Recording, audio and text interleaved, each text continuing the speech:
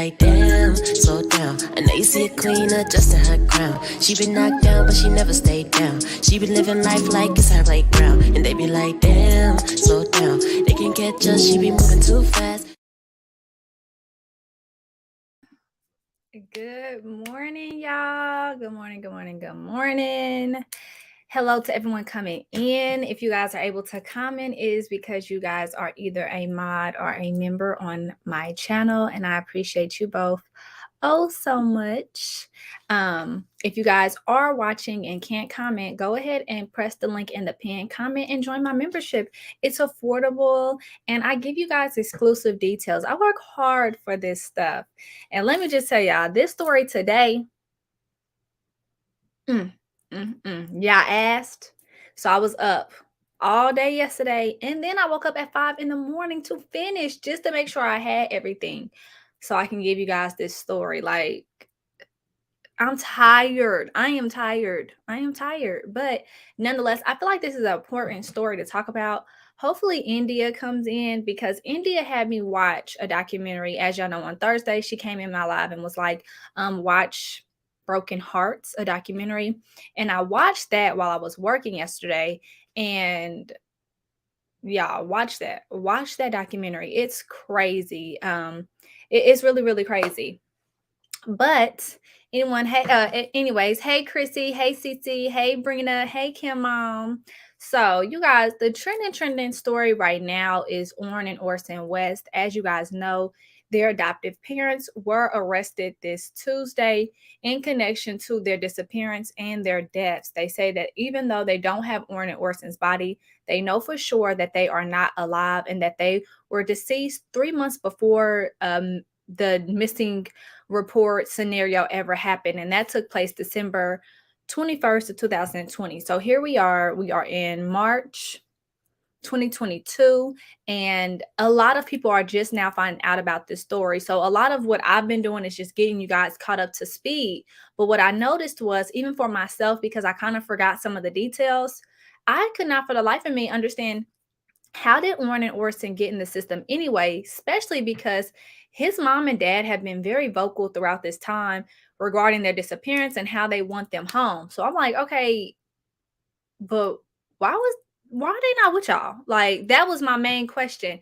And I get it. I'm like, okay, I know that y'all clearly did something wrong, but really, y'all, they kind of knew too much to lose custody of their children. Their children get placed in custody. Like, they knew too much. Orrin and Orson's names were even changed from Sincere to Classic.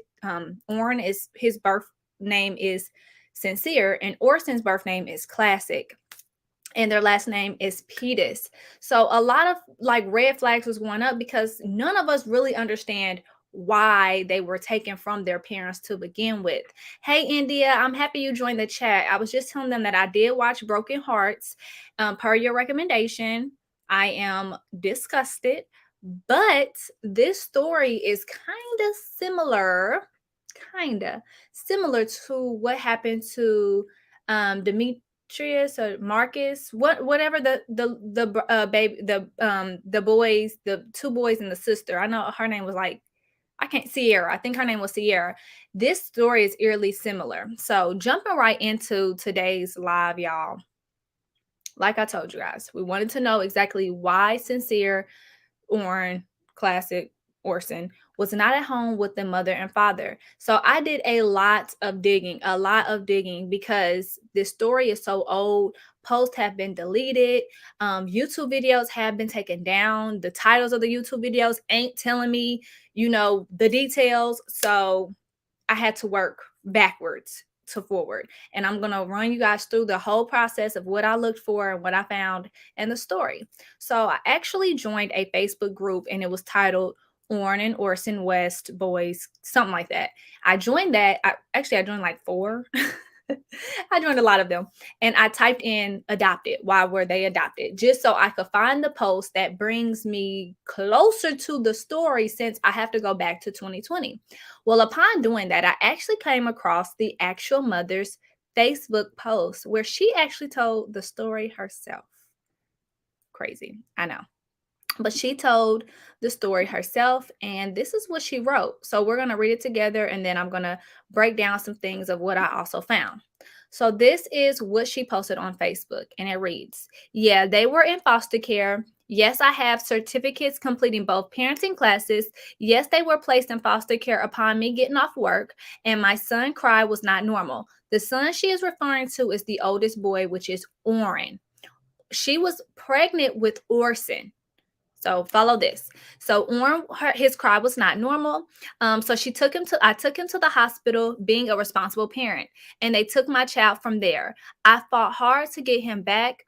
Those that know me personally knows I was trying to do the classes, maintain a household, and go back to work so that they would have something to come back to, even though they had everything they needed and a good home when they got took, even though they had everything they needed and a good home when they got took.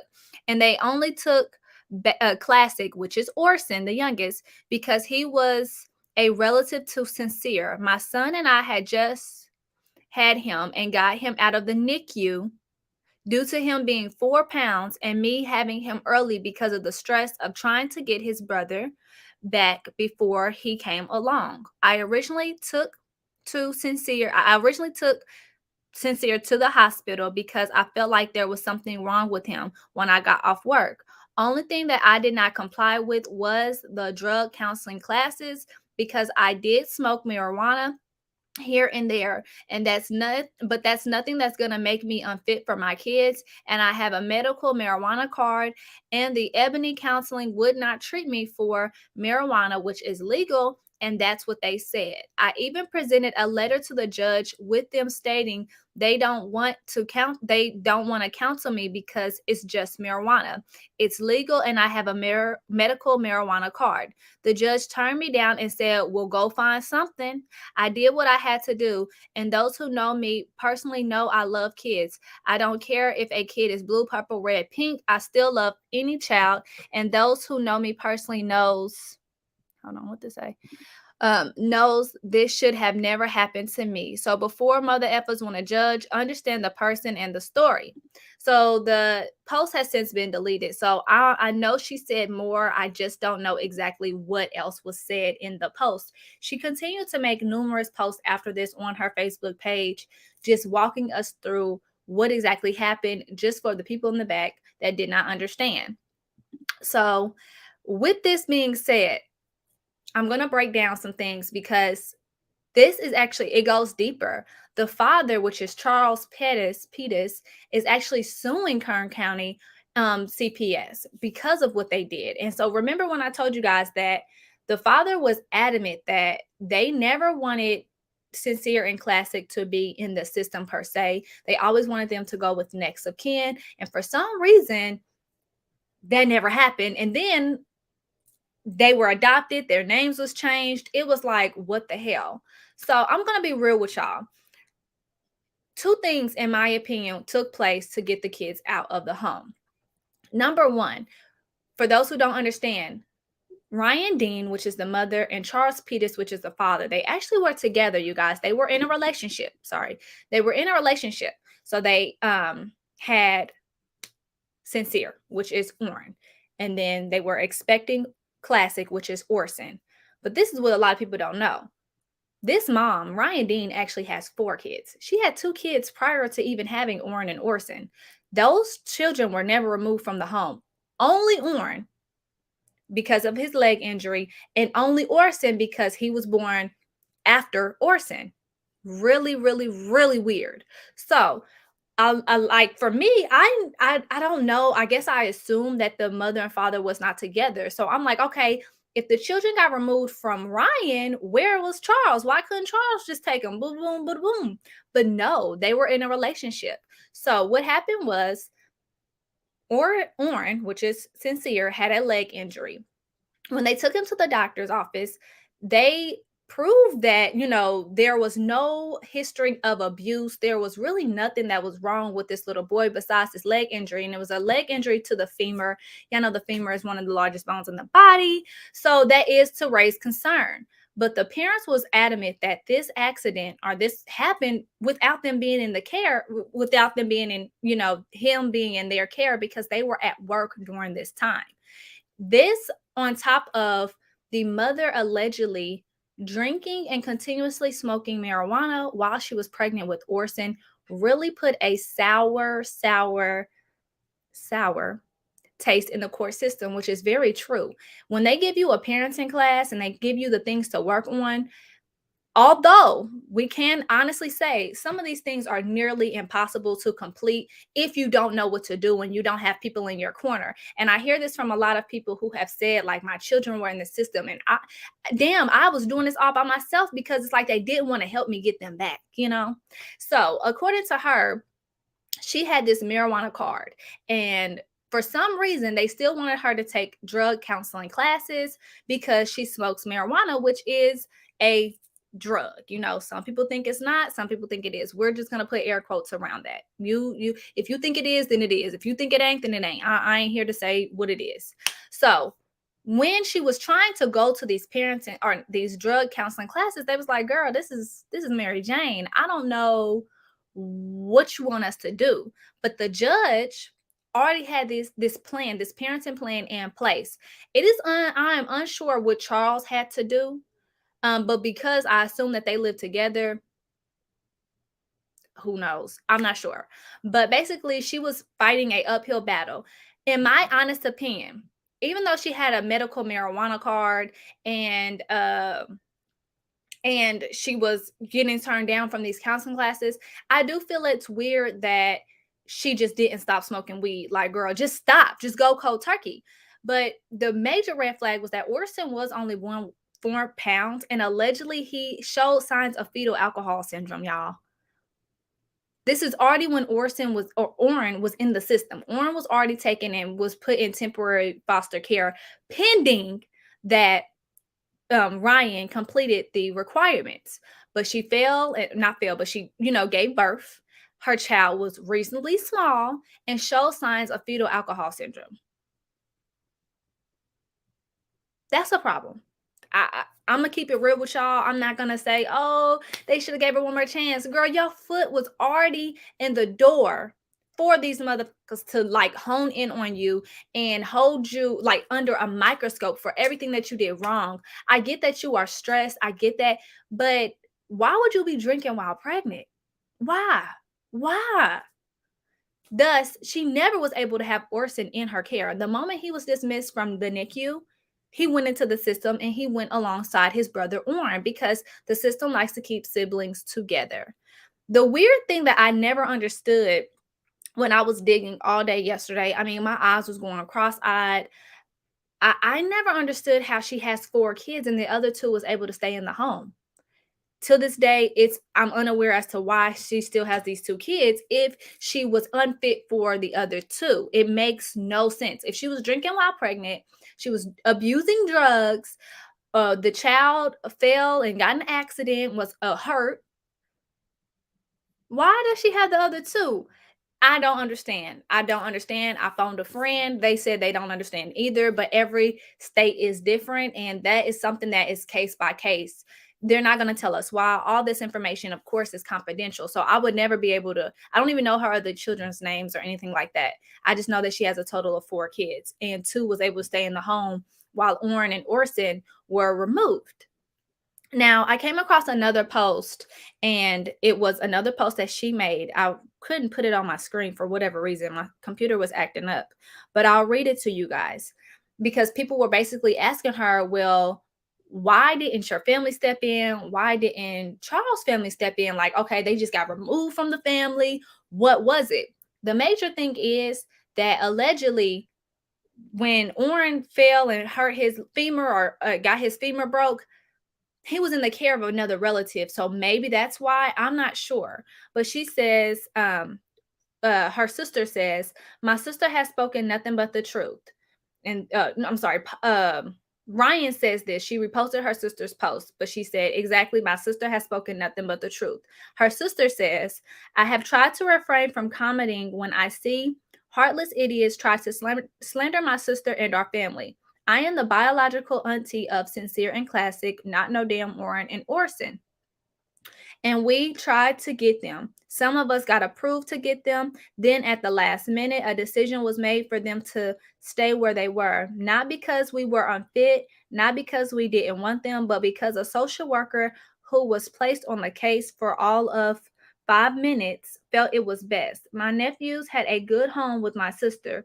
We come from a good family. Something that happened while my sister was at work is what got them in the system. At the end of the day, it really doesn't matter how they got there, but what the fuck happened to them while they were there? Why were a 3 and 4-year-old playing outside at night? Where are they now? Somebody knows something, and the truth needs to come out. So basically, she was saying that there were petitions. So when your children get in the system, there are people that are able to come forward and petition to get the children, and they have to meet a series of requirements. That this includes background checks, financial statements. You have to make sure that you have a good job. They want to see your home, make sure that you have enough space for them. If you have someone living in your home, so dwelling in your home, they have to have the same background check. And she, per her statements, the sisters' statements, that all was approved. But the case manager continuously was changed. And for some reason, the last one that was the newest said, no, I think they just need to go with random, abusive, Trezell and Jacqueline. 1 second, y'all. I got to sneeze. Sorry, it's raining. My allergies is on 1,000. So anyway, so the case manager allegedly would not let them get the kids. This is per Ryan, which is the mother, and Ryan's sister, which I agree. It is weird. I've never seen someone say, hey, I was approved, but the kids didn't come with me.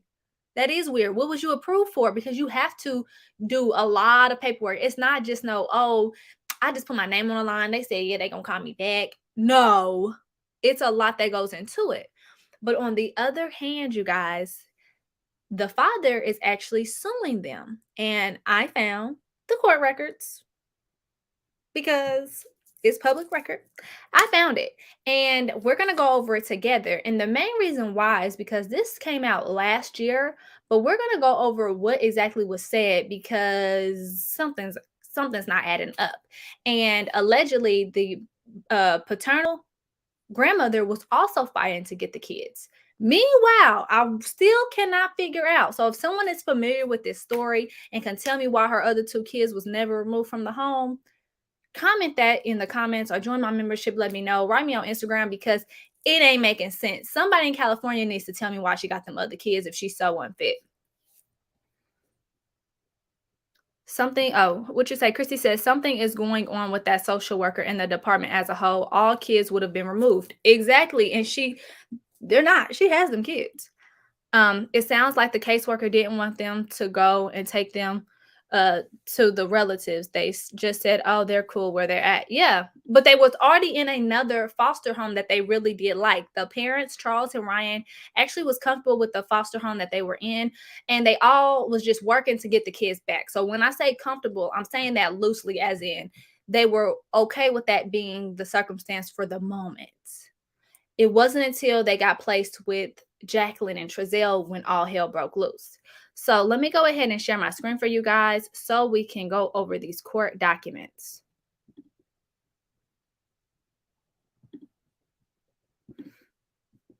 Okay, let me make sure y'all can see. Put me at the bottom of the screen.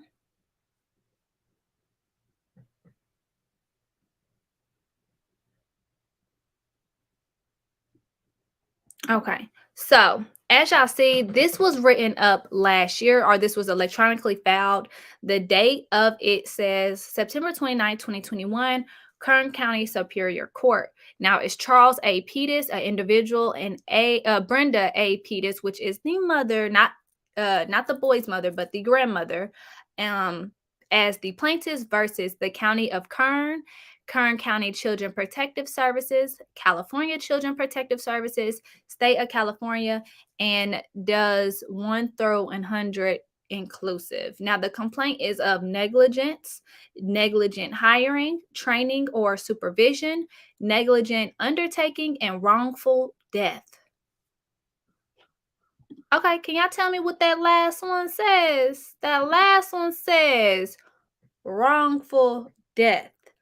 But the boys, we just got wind of this March 1st of this year. But the father and the grandmother had already filed paperwork presuming that the boys were dead. Really weird to me. I don't even know why they let that stick. But yeah, they was already claiming wrongful death for this civil suit back in September. I'm gonna look that up. I'm gonna look that up. Claiming wrongful death for this. Oops, sorry. I'm gonna look that up. She says it's something within California law. Is it something within California law? And a child called it. David was the only child removed. I do kind of remember that. I was really little and I read that book, but it scared me. I'm gonna go back to that. I'm gonna look into it. So jumping into it, introduction. This is just basically them saying what is going on, and it says plaintiffs brings the civil action seeking compensatory and punitive damages against the defendants for negligence and the negligent hiring, training, and supervision of DOE defendants in connection with removal and placement of plaintiff's children and grandchildren, causing irreparable and severe emotional distress, all of which affect plaintiffs for the remainder of their lives. So, of course, we know with civil suits, they are seeking money. That is what it is. That's the easiest way to put it. They want that cheddar. Now, it says on the evening of this, we already went over this, blah, blah. It says plaintiffs have continued search efforts for over 8 months, because at the time it was only 8 months, and the 2 minor children are now presumably deceased. That is right here at point number 3, presumably deceased. So I guess the family already was like giving up hope for whatever reason. They say that allegedly when you have children and you know that you guys have this soul connection and something happens, then they just know, they feel it in their heart. So maybe that's what they felt. I'm not sure, but it was really weird to me that they even put this in a document, before we even got any of this information. It says the defendants, the agent, employee, servant, employer, master, principal, respondent, superior, and or associate, and each of them violated policies and procedures in the removal and placement, which resulted in negligent placement of the Pettis children and subsequently their disappearance and possible death. So the parties broken down. We have Charles, which is the father. He is an individual and is now at all times mentioned in this complaint, was a resident of Kern County, California. He is the rightful heir to Sincere and Classic Pettis and is entitled to bring an action for their deaths. And then we have Brenda Pettis, which is an individual, and she now lives in Tennessee. However, at the times mentioned in this complaint, she was a resident of Kern County, and Miss Pettis is the biological grandmother and rightful heir of Sincere and Classic and is entitled to bring and death for Classic and Sincere. Now, let me go to the lines that... Okay, so starting at line 13. On line or point 13, they're talking about the fact that the children's names were changed. And I thought that was good to know, because this clearly bothered them, that not only were they taken from their home, they were adopted and they changed their names. So I'm going to read it. It says it in here, India. That family hasn't really had legal contact with them since 2018. It says the plaintiff sues does 1 through 100, which is basically just a group of people, inclusive herein under fictitious names. Plaintiff does not know their true names, so saying that they don't really know the true names and capacities of what this happened and why the names was changed. When the plaintiff asserts the doe's defendant's true names and capacities, plaintiffs will amend this complaint. So basically, he did not know legally because the names was changed. So basically, he did know that the children's names were changed to Orrin and Orson. But in this paperwork, he's saying that he doesn't legally know their name. So once he obtains their legal name, because it was changed without his permission, without his, his rights were invoked, he will update it. So basically saying like he's basically proven a case of I've just been just wronged and my children have just been taken from me. So basically once they get their names updated, this information will be updated. Now it says each references in this complaint to defendants or any of them also refer to the defendants sued under fictitious names. Okay, so let me go. I think I screenshot the main part that I wanted to talk about. Let me double check. 1 second, y'all. Because I was trying to keep the actual page that I was looking at.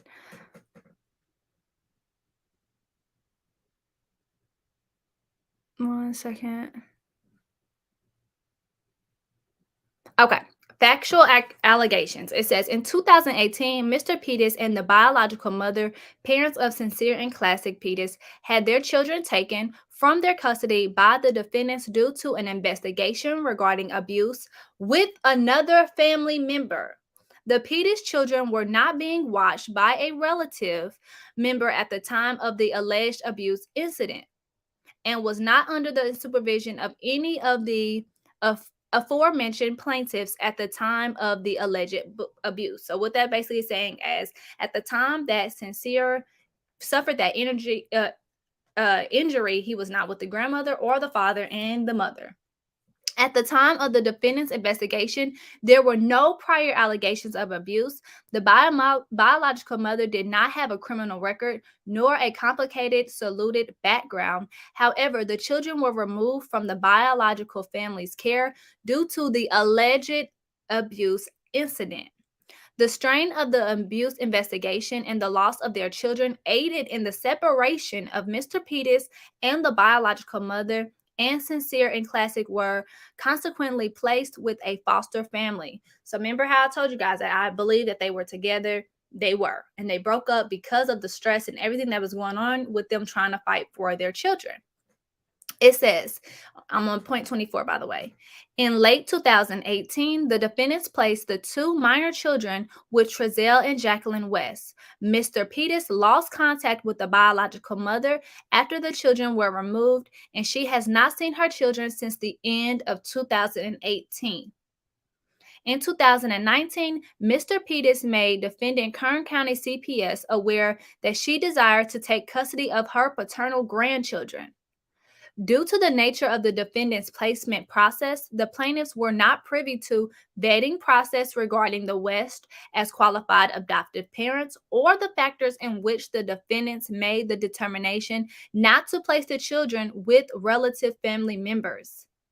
Point 27 reads, despite the defendant being aware that the plaintiffs desired to gain or regain custody, Ms. Pettis was not given custody of the children, neither was the custody given to nor parental rights restored for Mr. Pettis or the biological mother.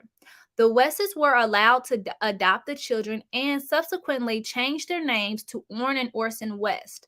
The West family had two biological children of their own and four adoptive children, including Orrin and Orson. And then it just goes on to talk about how on December 21st, they went missing. So the causes of action that they're doing is the negligence cause. So it says defendants had a duty to the plaintiffs to investigate the safety of both the Pettis homes, welfare of the children, and the safety of the environment to act responsible to ensure that the plaintiffs' children and grandchildren were in a safe but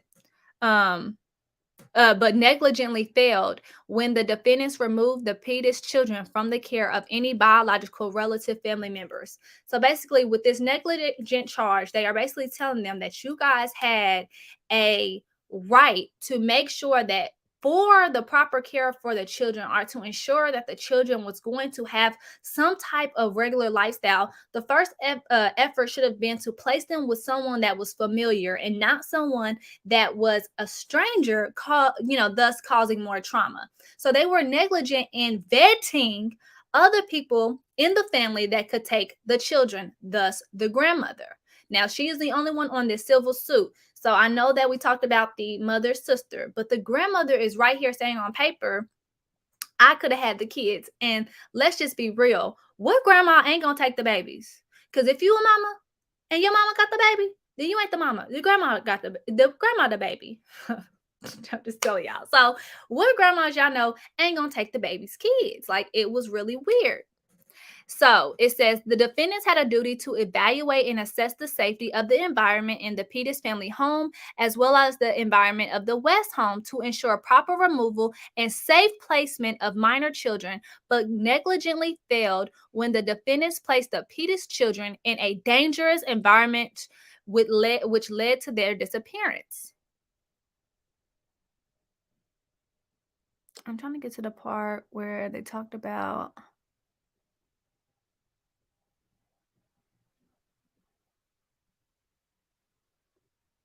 Okay, so the second cause of action is the negligent hiring, training, and or supervision.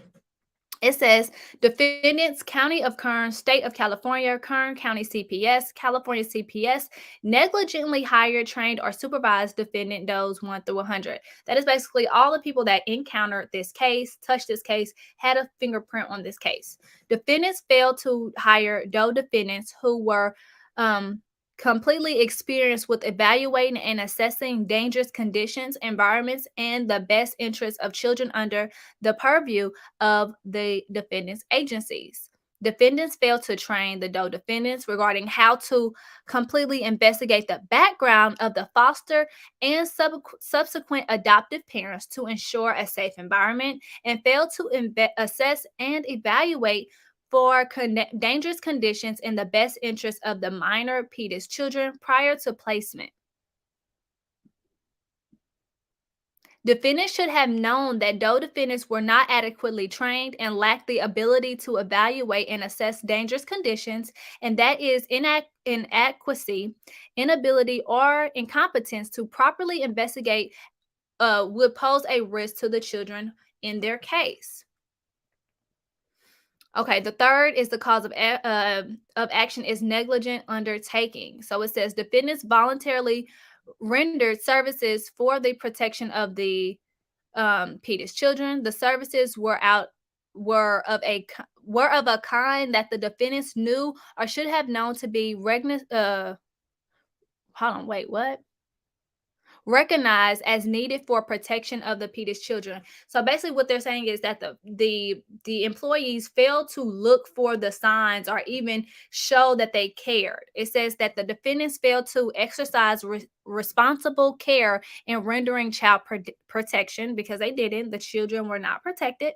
The defendants negligently placed the Peters children in conditions that caused the disappearance or subsequent death. And basically, because of what they did and where they put them, this is why they are no longer here, which I agree. I really do agree. Wrongful death, which was the fourth cause and the final cause. Now, I was like, dang, we really gonna say that, wrongful death? And this was in September, like I said. It says defendants and does 1 to 100 inclusive, and each of them owed a duty of care to descendants sincere and classic Peters and plaintiffs in the evaluation and assessment of dangerous conditions of the plaintiff's homes and care, as well as assessment of the best interests of the minor children. So that's basically what they're saying. They're basically saying that everything that happened to the boys, or, everything that took place, was because they did not do their proper part in making sure that they put the children in a home. And the initial thing was the children should have been in a home of a relative. I told y'all that's like all that the father kept saying. And I thought that was really weird that he kept saying that and the kid still was taken. Don't know why, don't know how far this suit will get, but I'm interested to see exactly what's going to take place after this, because shit, this is on Kern County. Kern County all mad at Jacqueline and Trezell, but it's like y'all went way too hard on the mother, rightfully so. Y'all didn't take the other two children, even though I'm still confused on that. Y'all didn't let the children go to a relative's house. I mean, Granny was asking for them. And now they're gone. And it's been over a year, and you guys still don't really have the answers of where they even are, where their bodies are. So it's really weird. So the father and his lawyer actually did an interview yesterday on the news. So I'm going to actually play you guys that interview just so you guys can get more detail of what he was saying and where he's coming from in regards to this lawsuit.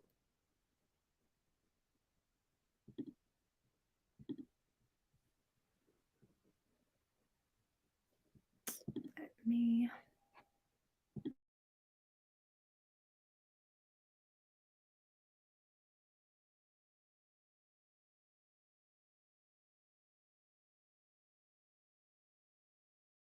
Xfinity has Wi-Fi faster than a gig to power a house full of connected devices. And tonight we're hearing from the boys' biological father for the first time since Trezell and Jacqueline were indicted and arrested, and since the DA publicly announced that Orrin and Orson are dead. Eyewitness News reporter David Kaplan joining us live in studio now after speaking with Charles Pettis and his lawyer today. David? Dave Rochelle, the attorney for the biological father of the boys, tells me Orrin and Orson were originally given to a foster family that the biological parents and boys liked. He says the boys were happy and healthy. Then he says Child Protective Services moved them to Trezell and Jacqueline West.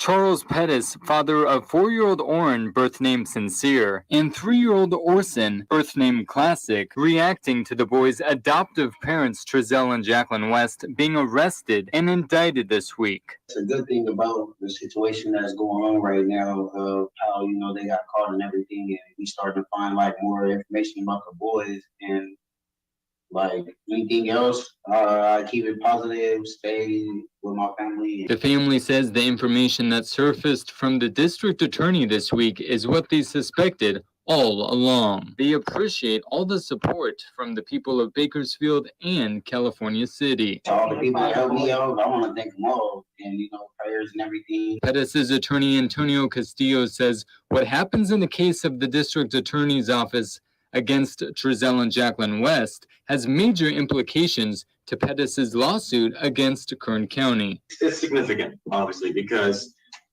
throughout the criminal prosecution and that process, evidence is going to come into court, and it's going to come into play that is going to show what it is that the Wests did. Pettis is suing Kern County for Child Protective Services wrongfully removing the boys out of his home and putting them in the home of Trezell and Jacqueline. When Sincere Orrin was 3 months old, he fractured his femur.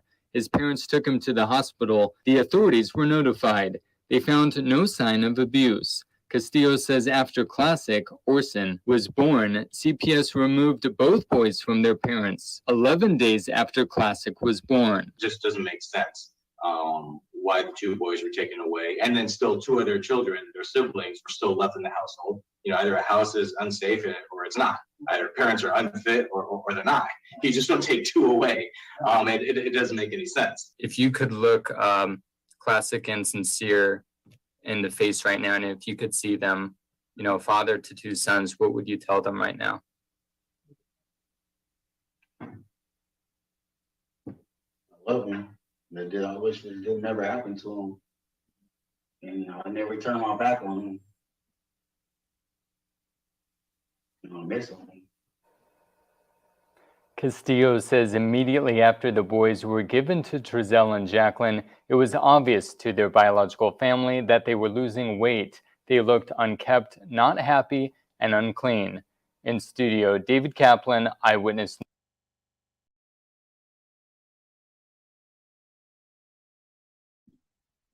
So there you guys have it. That is what the father had to say. And even you guys heard the lawyer, which I'm still confused. I'm like, damn, lawyer, you supposed to know the law. Why were only 2 kids removed? Is this regular? Is this known? Why were those 2 kids only removed and not the other 4? I'm going to say this. I hold every adult accountable. I am not dismissing Ryan and Charles' failure to care for their children or, make sure that they fought hard for their children. I'm not taking that and sweeping it under the rug. But me seeing this, I just have a feeling that they were very ignorant, and that their ignorance, of course, because no one knows how to deal with this. Like, that's not something that you learn in school. Like, this is what you do if for any reason your kids get taken by CPS. They probably thought that what they were doing was going to get them their kids back. And then it wasn't until the adoption went through that they're like, wait, what? So I'm not dismissing that they had areas of opportunities. I'm not.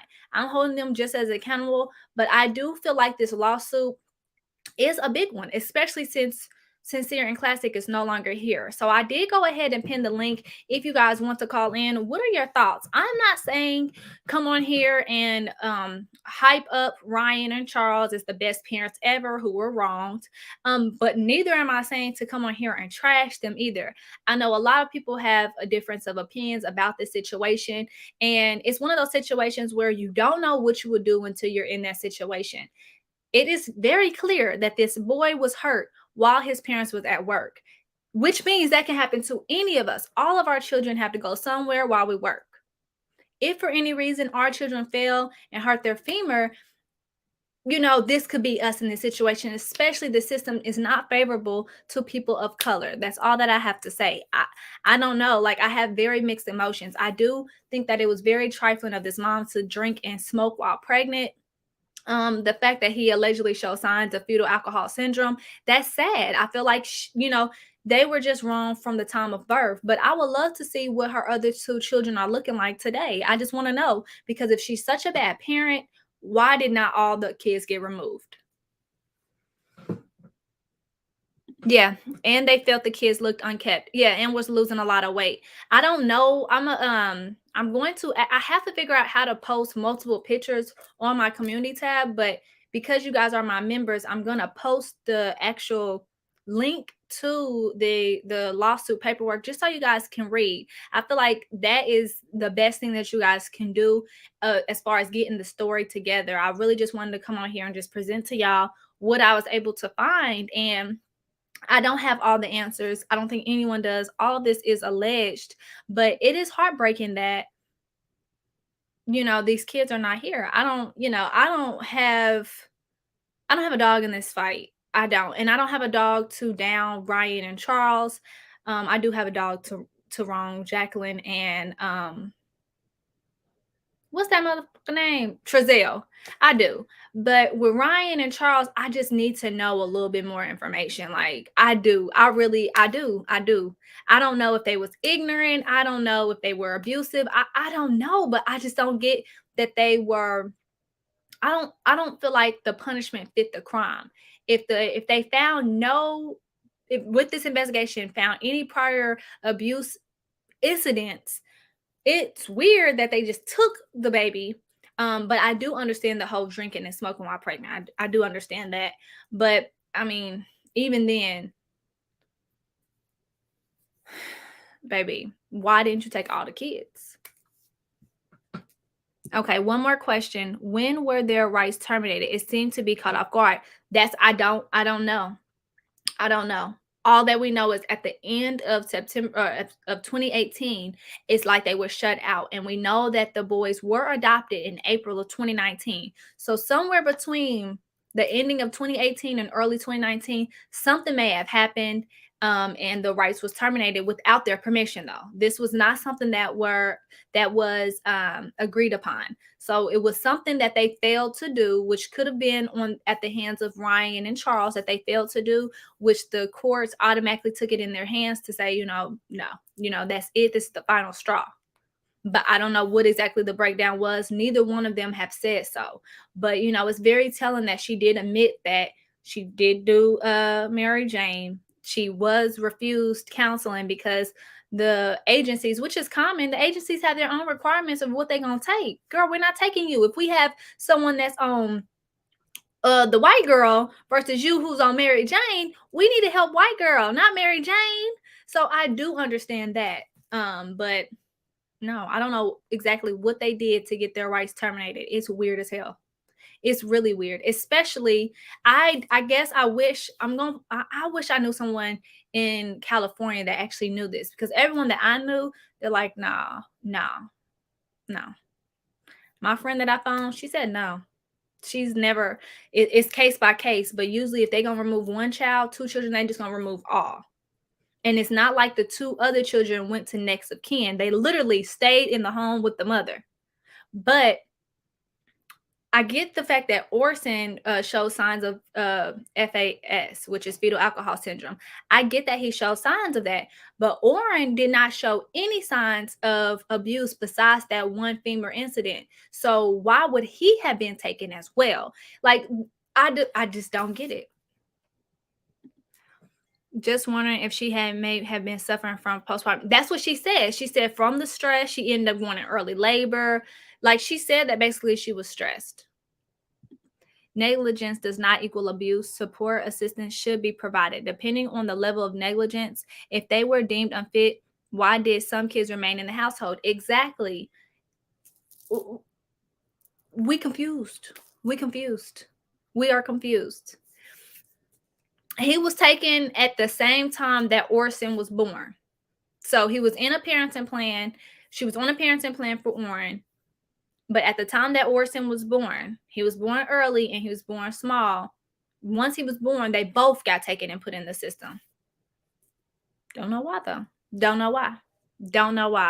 I know I have it on members only, but the people that's watching, y'all can call in, y'all can press the link. What is y'all opinions? How do y'all feel about this? Because on my channel, even though I do discuss true crime, yeah, I know I like to swing it back to educational things. Like, I just don't want to discuss the story and then just be like, so I'm literally asking y'all, what are y'all thoughts? What do y'all think of this? Do y'all think that Kern County should be held liable for what happened to Orrin and Orson? I do.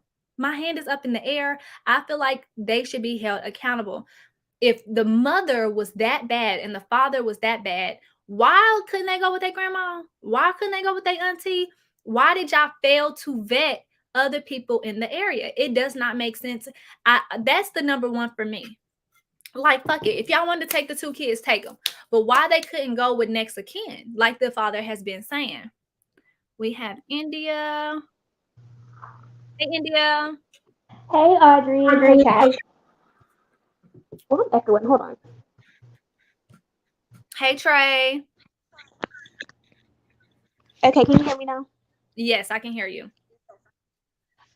Okay. I just feel like something else was going on. Like, I can understand them being removed, like, in the beginning. But if she went through all the classes and she provided, like, a legit explanation for not getting for the center, like, turning her down, why wasn't that enough? And also, Yeah, I don't know. I still question when were the rights terminated, because how did it go from? I mean, you mentioned that. Well, he mentioned that they lost contact from about, I guess, September of 18 to 19.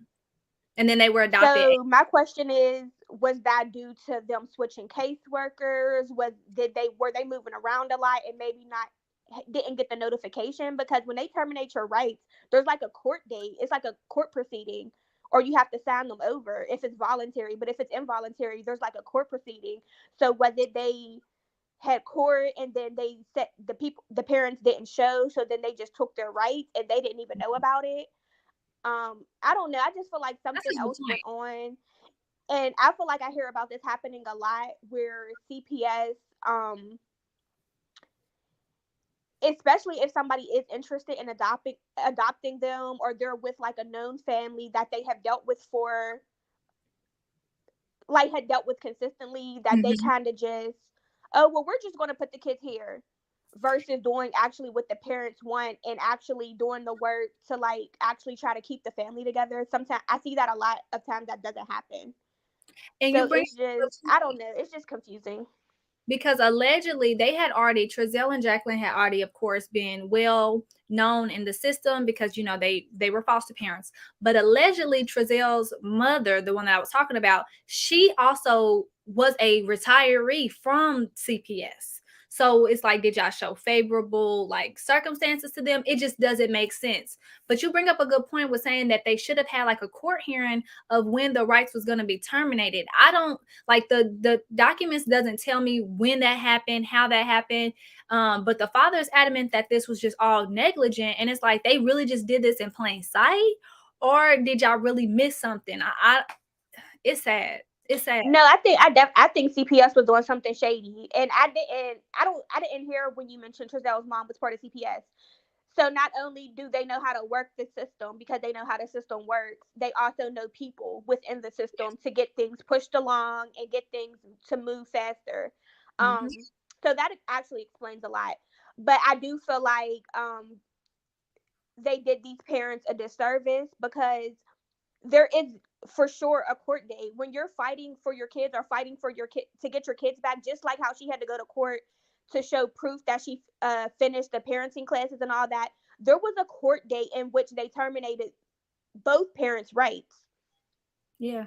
So my question is, did they move around? Like maybe the parents moved so they didn't get the notification, or did they even send anything out, or did they even really attempt to contact the parents before doing that? Or did they just say, oh, well, we're just going to ignore them. We're just going to act like we sent them some stuff and then go to court, terminate their rights, and then proceed with the adoption? Because to me, it seems like everything happened pretty fast.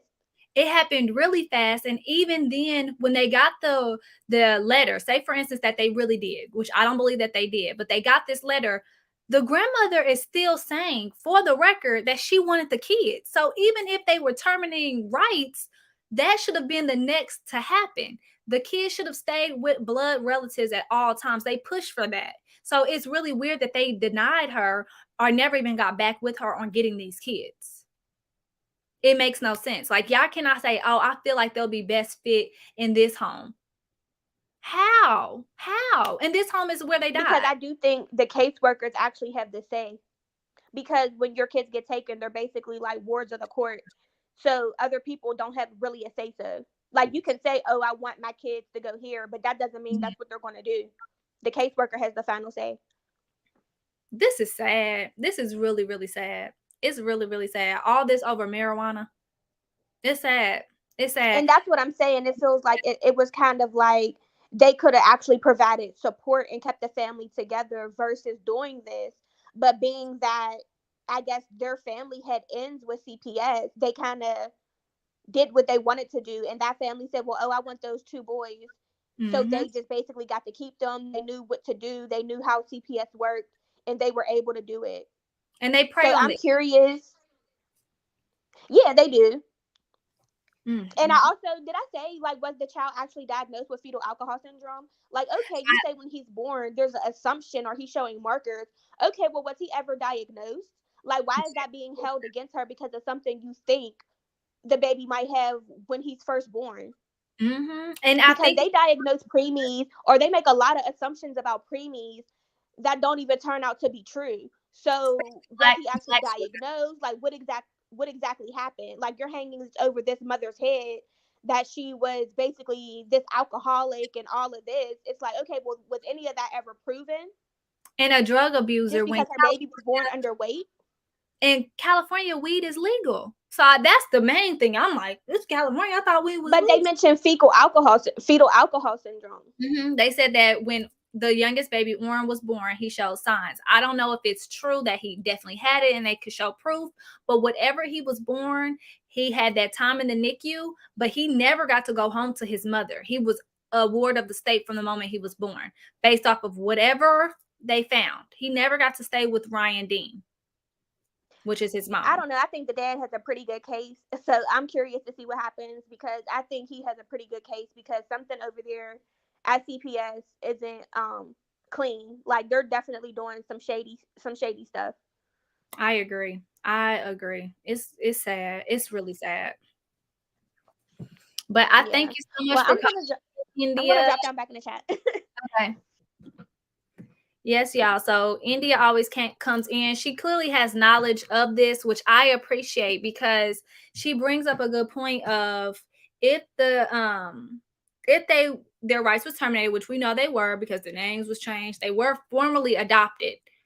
Where was the notification? Like, I don't see okay, let me just put it like this. I don't see the family signing over rights or failing to complete something, but then turn around, getting on TV and begging for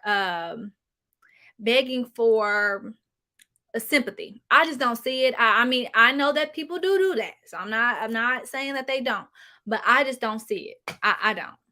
So I feel really, really bad. Cece said, was the biological father to the oldest kids? No, he was only the father to Sincere and Classic.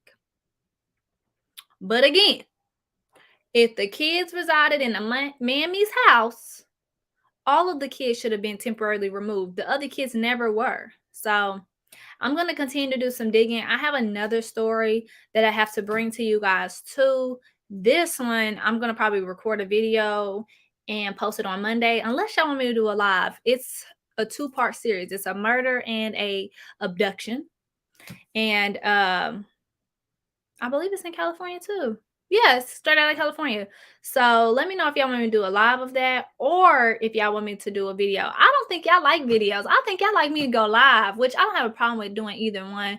But just let me know in the comments which one y'all want to see. But this story is actually really, really sad. And I found it on my YouTube page. I found the news article. And I was like,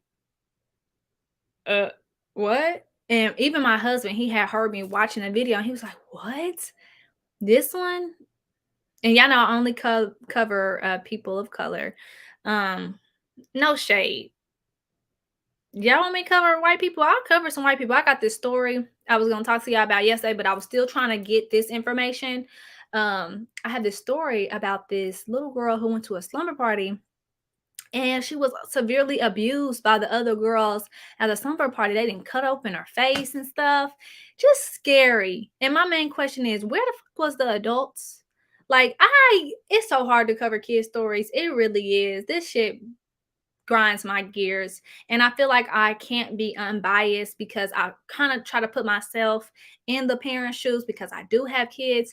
But just a moment of transparency, I have actually been in the system. I have been involved in some things when I was younger due to my parents. So I try to see both sides of it. I try not to get so invested, but I do. So it's just it's really weird. It's really weird. Girl, yeah, my daddy, he never let me stay the night at nobody's house ever. And no one was allowed to stay at my house because I lived with my daddy. Everybody was like, ugh, she lived with a man, can't have kids be with men. So I never got to have people over ever. I like the people of color stories because a lot of times there's no coverage. And that's the exact reason why I do those stories. And then I try to bring educational purposes behind it and read the court documents, because a lot of people don't know that most of this stuff is at your fingertips, and we rely heavily on the news, and we rely heavily on a lot of things. And it's like, sometimes the news leaves out stuff. Sometimes the news refuses to cover things, just depending on that day, the time slot. So when you know how to actually search for court documents, you know how to find statutes, you know how to look into your rights, you really do have a certain power that, well, we people of color have a certain power that they try to deny us of and hide in plain sight. So that's why I try to bring in things that we can all go over. Like, look, this is what is on the record. Why they ain't say this? Crazy. But nonetheless, y'all, I've been on here for almost an hour. Thank you guys so much for rocking with me.